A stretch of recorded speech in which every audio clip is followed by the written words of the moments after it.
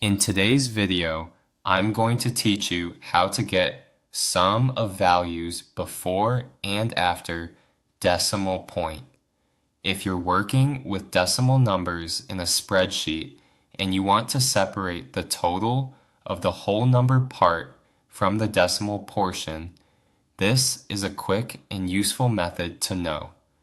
We're going to first calculate the full total, then isolate the integer values, and finally use subtraction to find the decimal portion from the overall sum. Start by going to the empty cell directly below your list of numbers.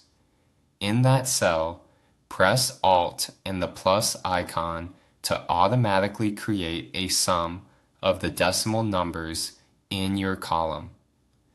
This is a fast spreadsheet shortcut that adds everything in the selected range for you.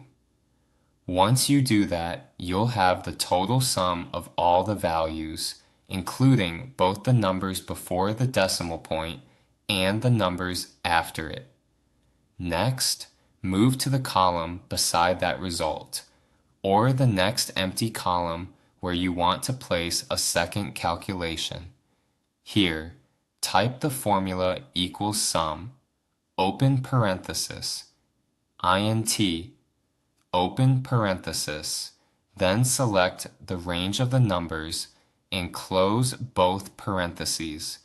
In other words, you are entering the sum of the integer values from the range. The int function removes everything after the decimal point and keeps only the whole number portion of each value. When you wrap that inside the sum function, you get the total of just the values before the decimal point. After that, go to the next column and type the final formula needed to isolate the decimal portion. Enter the cell range or cell reference for the full sum number, then minus the cell reference for the sum calculated with the int formula. This subtraction gives you the difference between the complete total and the whole number total.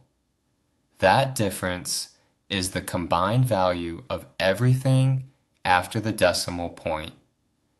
This approach is especially helpful when you want to analyze totals more closely or check how much of a result is coming from fractional values.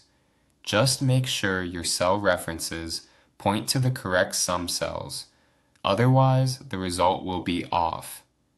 Also, if your spreadsheet formats the result as a whole number, you may need to change the cell format to show decimals so you can actually see the fractional total. That's all it takes to get the sum of values before and after the decimal point in a simple, clean way.